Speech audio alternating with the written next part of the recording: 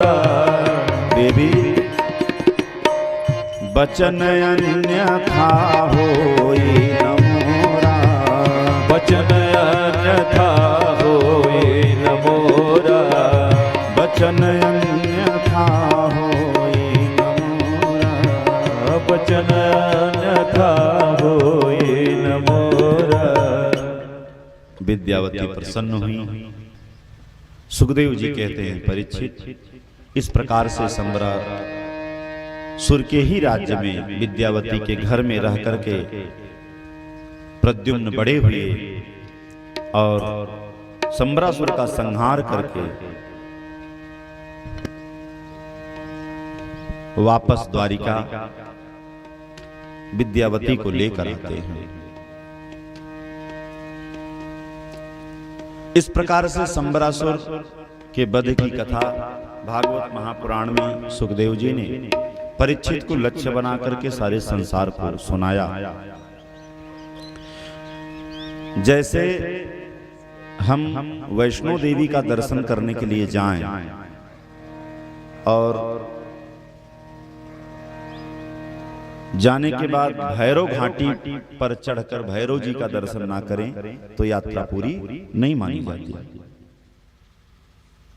विंध्याचल दर्शन करने के लिए मां विंध्यवासिनी का जाएं और महाकाली और अष्टभुजा यानी त्रिकोण परिक्रमा ना करें तो वह भी यात्रा अधूरी मानी जाती है। हनुमान जी महावीरन में स्नान दर्शन करने के लिए जाएं और मकरी कुंड में ना स्नान करें तो कहते हैं कि वह भी दर्शन पूरा नहीं माना जाता। उसी प्रकार से 7 दिन की भागवत की कथा का श्रवण आप करें, लेकिन अगर श्यामंतक मणि की कथा का श्रवण नहीं करेंगे तो भागवत की कथा पूरी नहीं मानी जाती। बोलिए राधे राधे राधे। श्यामंतक मणि की कथा सुनाते हैं, जिसके माध्यम से आगे चल करके भगवान के अन्यान्य विवाहों का वर्णन है कि सत्राजितः स्वतनया कृष्णाय कृतकिल्बिषः स्यमन्तकेन मणिना स्वयं उद्यम्य दत्तवान्। परीक्षित, सत्राजित राजा ने एक बार श्री कृष्ण भगवान को झूठा कलंक लगाया था और उस कलंक का मार्जन करने के लिए उन्होंने श्यामंतक मणि देते हुए अपनी पुत्री सत्यभामा का वरण भगवान के साथ किया था। परीक्षित चौंक पड़े, गुरुदेव भगवान को कलंक लगाया? हाँ, भगवान को कलंक लगाया। गुरुदेव जरा ये कथा विस्तार से बताने की कृपा करें कि भगवान का जीवन तो निष्कलंक है, अब भगवान के जीवन को किसने कलंकित कर दिया और अगर सत्राजित ने किया तो क्यों किया? कथा सुनाते हैं कि एक समय की बात थी, राजा सत्राजित अपने राज्य में रहते थे, अपने भाई प्रसेन के साथ हंसता खेलता परिवार था।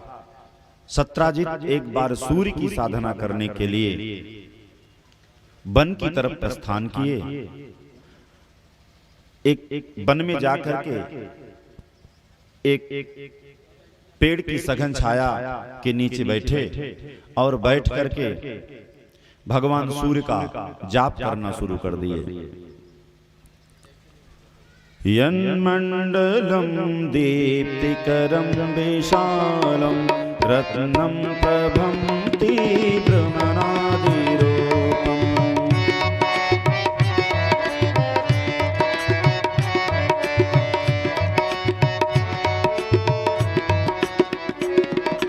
यन्मण्डलं दीप्तिकरं विष्णुं यन्मण्डलं दीप्तिकरं विशालं रत्नप्रभं तीव्रमनादिरूपं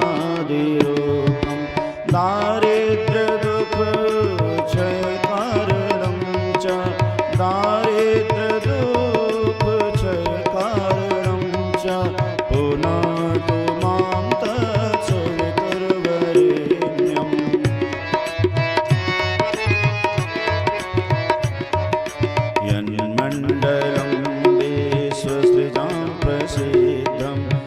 उत्पत्ति रक्षा प्रलय प्रगल्भम् यस्मिन् जगत् संहरते खिलं च पुनातु मां तत्सवितुर्वरेण्यम्।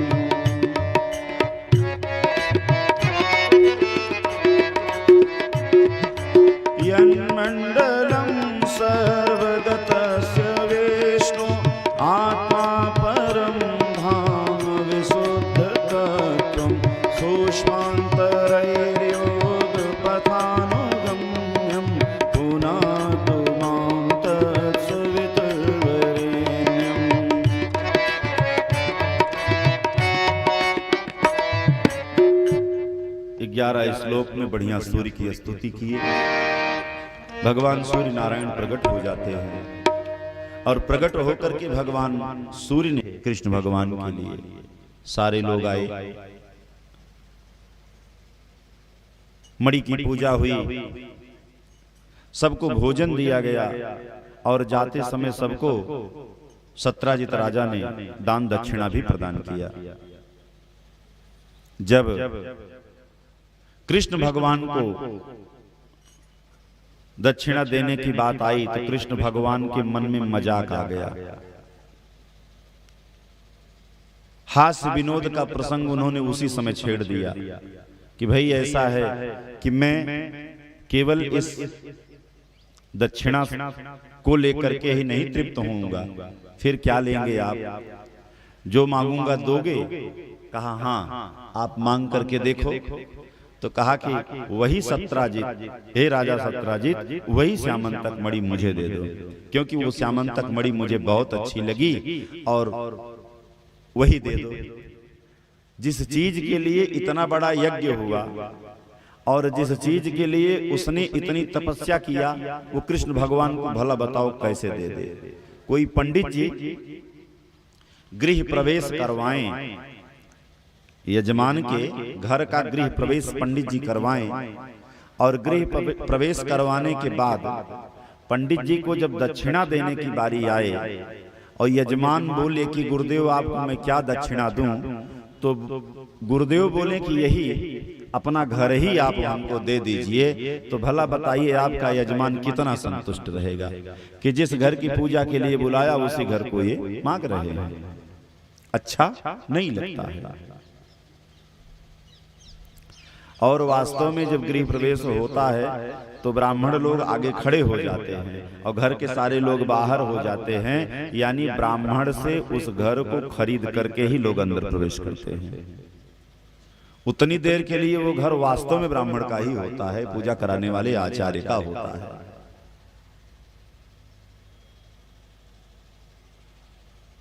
तो इस प्रकार से भगवान ने मांगा और सत्राजित राजा देने से इनकार कर दिया कि मैं ये नहीं दूंगा, आप इसके अलावा चाहे जो मांगें मैं देने के लिए तैयार हूं। लेकिन भगवान भी पीछे पड़ गए कि बिना लिए मैं मानूंगा नहीं, और वो बड़े चक्कर में पड़ गया कि हे भगवान ये मानते नहीं हैं। लेकिन अंत में भगवान ने कहा, अरे सत्राजित राजा आप परेशान मत होइए, आपका मैं धैर्य देख रहा था कि कितने धैर्यवान आप हैं। कोई बात नहीं है, मुझे किसी श्यामंतक मणि की जरूरत नहीं है। भगवान चले गए। दूसरे दिन प्रसेन ने देखा कि जिस मंदिर में उस श्यामंतक मणि की स्थापना हुई है वो हो गया और जाकर के देखा कि मणि चमक रही है। कहा कि जब यह मणि इतनी अच्छी है और मेरे भैया ने प्राप्त किया है तो भाई की चीज अपनी चीज होती है। अब प्रसेन के मन में ये बात आ गई। अब प्रसेन गया और उस मणि को उठाया और माला बना करके अपने गले में पहन लिया कि भैया हमको तो डांटेंगे नहीं। और छोटा भाई वो मणि पहना। अब पहनने के बाद उसके दिमाग में एक बात आई कि जरा लोगों को भी दिखा दें कि हमारे पास मणि है। और जो प्रदर्शन होता है वो वास्तव में बड़ा खतरनाक होता है। धन प्राप्त हो अच्छी बात है, संपत्ति की प्राप्ति हो अच्छी बात हो, लेकिन उस प्राप्त हुई चीज का प्रदर्शन हो यह अच्छी बात नहीं है। प्रदर्शन ठीक नहीं है।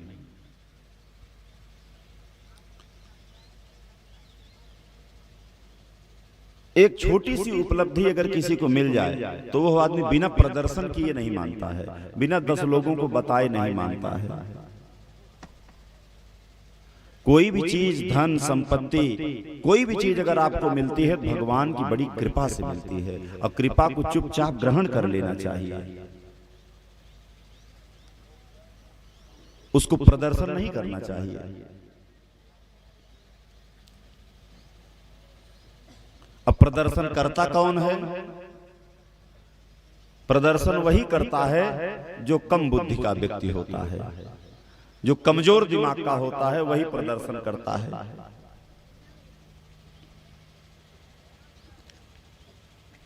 और अगर थोड़ी सी सहूलियत मिल जाए तब फिर उसके क्या कहने।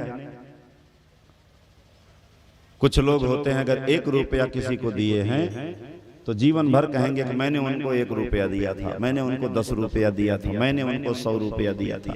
अरे भाई आप बताइए कि कोई व्यक्ति किसी के बेटे का विवाह हो, अब बेटे के विवाह में कोई आपसे 10,000 रुपया कर्जा ले, तो आपने कर्जा तो दे दिया, तो अपनी इज्जत को बचाने के लिए आपसे लिया ना। अब आप पूरे गांव में धनौपुर में बता दें कि भाई हमने दिया है तब विवाह हुआ है, नहीं तो भांवर न घूमती, तो भला बताइए उसकी इज्जत तो आपने ले लिया। एक आदमी की बारात जा रही थी। अब पहले होता क्या था कि अब तो लगभग हर घरों में बच्चे जाने लगते हैं तो कोट बनती है, पैंट बनता है, टाई लगती है, तब दूल्हा सज संवर करके जाता है। तो पहले अगर एक ठो गांव में आ गया सूट तो उससे लगभग काम चल जाता था, और लोग वैसे किराए पर ले लेते थे कि भाई एक ही दिन की बात है। वैसे जब जोड़ा जामा में विवाह होता था तो एक जोड़ा जामा से पता नहीं कितने लोगों का विवाह हो जाया करता था। बोलिए राधे राधे। आज तो परंपरा ही लुप्त होती चली जा रही है। तो सोचा कि हमारा एक मित्र है जिसकी शादी पर साल हुई है, और वो एक कोट बनवाया था, मैंने देखा था, तो उसी से चल करके कहते हैं कि भैया अपनी कोट हमको दे देना, हम भी विवाह कर लें आपके कोट से। गया और अपने उस मित्र से कहा, मित्र यही कोट की जरूरत थी, अपनी कोट दे दो जो शादी में बनवाए थे, मैं पहन लूंगा और 1 दिन के बाद मैं दे दूंगा।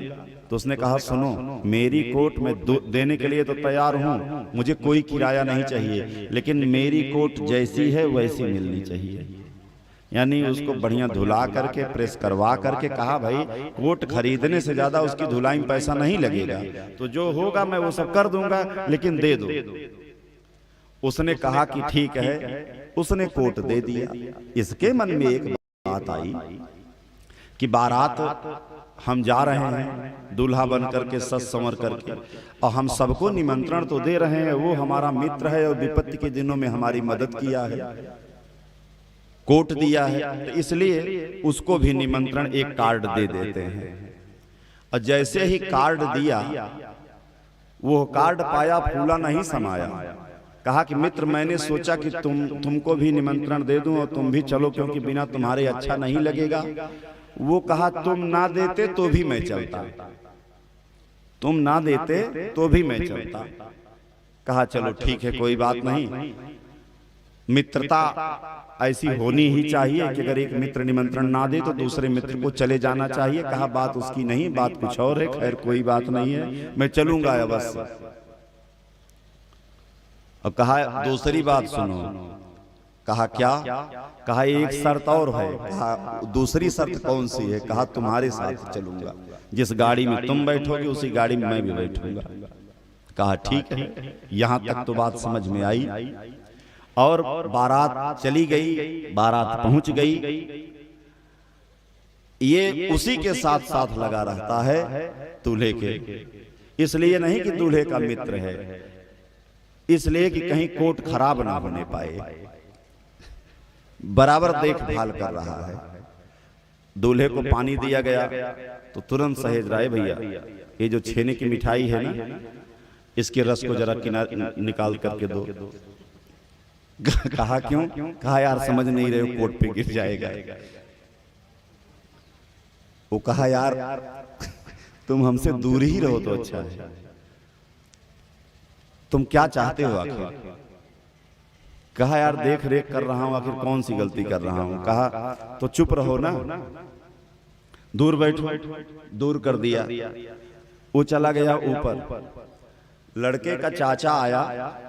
लड़के के चाचा ने कहा कि भैया मैं दूल्हा ढूंढ रहा हूं, कहाँ है? कुछ उससे जरूरी बात करनी थी। कहा ऊपर बैठा हुआ है। कहा कि ऊपर बैठा हुआ है? कहा हाँ। कहा लेकिन किधर बैठा हुआ है? कहा वहां जितने लोग हैं कोई कोट नहीं पहने हैं, वही कोट पहना हुआ है। कहा कोट पहन करके आया है? हाँ हाँ, उसके पास पैसे नहीं थे, मैंने ही तो अपना दिया है, आप चले जाइए, नीले रंग की कोट है। यानी दूल्हे के लड़की के चाचा से बता दिया कि मेरी कोट पहन करके बैठा हुआ है।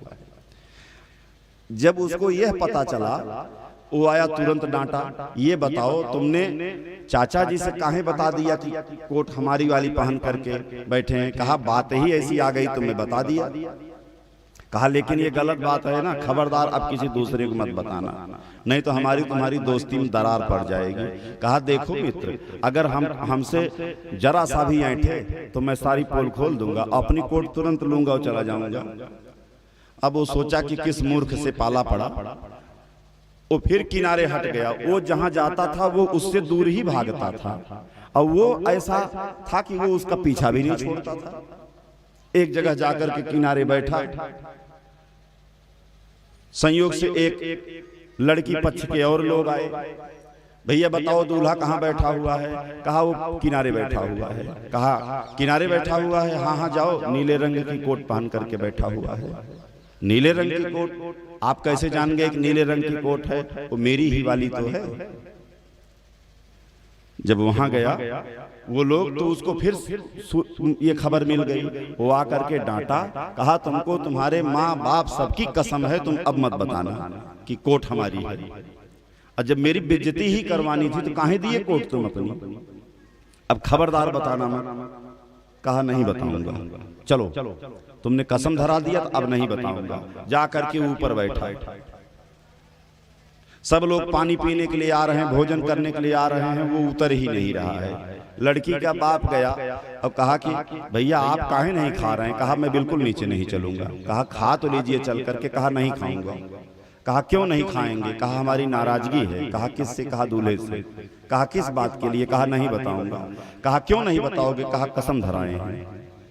कहा किस बात के लिए कसम धराए हैं? कहा वो कोट के लिए। कहा कोट के लिए कसम तुमको काहे धराए हैं? कहा कोट मेरी ही तो है जो पहने हैं। वो सुना, उसने कोट उतार करके उसके ऊपर फेंक दिया। ये ले नालायक, तो अपनी कोट चला जा, मेरी शादी हो या ना हो, लेकिन मैं तुझसे बाज आया। और वो कोट वापस दे दिया और वो चला गया लेकर के कोट। तो जो इस प्रकार के व्यक्ति होते हैं प्रायः वो फंस जाया करते हैं। आज प्रसेन के भी मन में आया कि जब तक 10-5 लोगों से यह नहीं बता दूंगा कि इस श्यामंतक मणि पर जितना अधिकार मेरे भैया का है उतना अधिकार हमारा है, और गांव वाले भी जाने कि श्यामंतक मणि कैसी है, इसलिए गले में धारण करके वो घोड़े पर सवार हुआ और घोड़े पर सवार होकर के निकल पड़ा। अब घोड़ा भी लेकर के चला। घोड़ा लेकर के चला। एक शेर ने प्रसेन के गले में लटकती हुई मणि को देखा। उस शेर ने प्रसेन को मार दिया और मार करके उस मणि को ले जाने का प्रयास किया कि जाम्बवान जी ने शेर को मार दिया और उस मणि को लेकर जाम्बवान जी चले गए। मणि गायब हो गई। राजमहल के मंदिर से प्रसेन की मृत्यु हो गई। यह सब सूचना जब मिली सत्राजित राजा को, तो सत्राजित राजा को बड़ी पीड़ा हुई कि तो बड़ा अन्याय हो गया। अब मन कृष्ण के ऊपर चला गया कि कृष्ण ने ही कहा था कि यह मणि हमको दे दो, और अंत में कृष्ण ने मणि हासिल ही कर लिया। मेरा भाई उस मणि को पहन करके गया और उसने मेरे भाई को मार दिया और मणि चुरा कर लेकर चला गया। यह सूचना पूरे नगर में फैल गई कि कृष्ण भगवान ने मणि की चोरी किया, प्रसेन को मार दिया। भगवान को जब यह पता चला तो सब लोग भगवान को नफरत की नजर से देखने लगे। अब बार बार भगवान सोचते हैं कि हे भगवान, मैंने चोरी नहीं किया।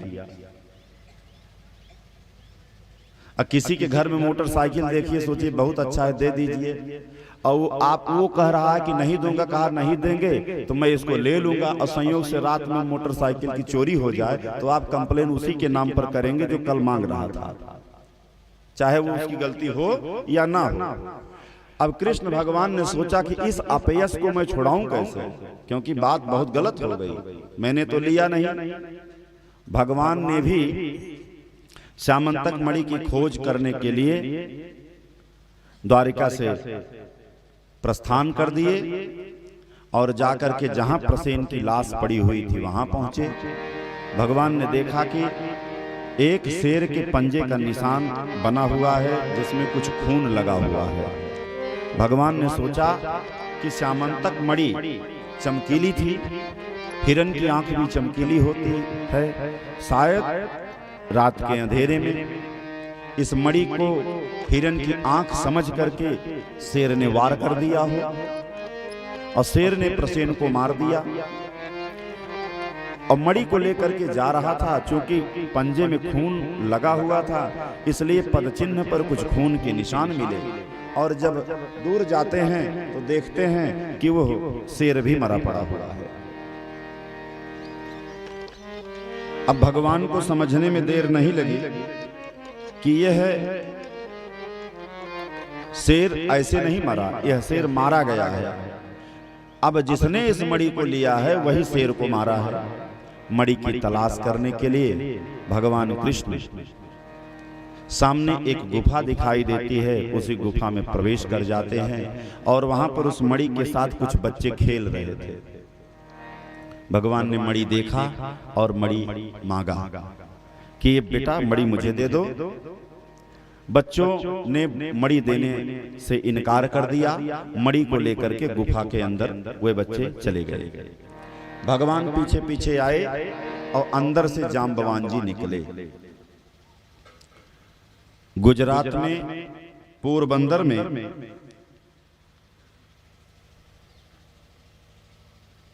जाम्बवान जी की गुफा है, जहां पर कृष्ण भगवान और जाम्बवान जी का श्यामंतक मणि के लिए युद्ध हुआ था।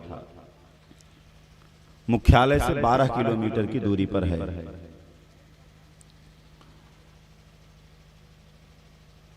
जाम्बवान जी आए और बोले कि सुनिए, ये मणि मैं नहीं दूंगा।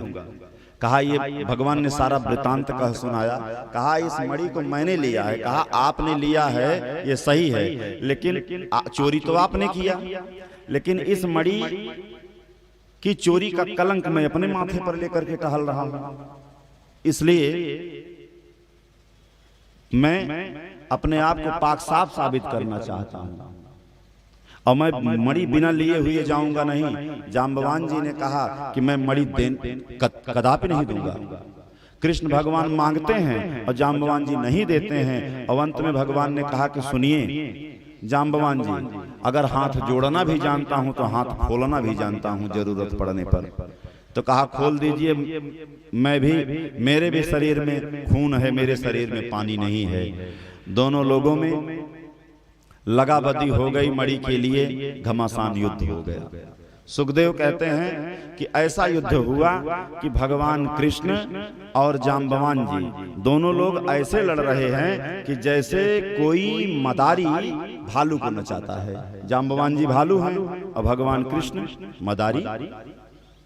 भाई जो भालू को नचाता है वो मदारी है, और जो सारे जगत को नचाता है वो भी मदारी है। बशर्ते ये है कि वो छोटे तबके का मदारी है, वो बड़े तबके का मदारी है। दोनों लोग आपस में लड़ रहे हैं। सुखदेव बाबा कहते हैं कि मनमोहन की मधुरी सी हंसी, हिय हारिन पे उत हिंस हकारी।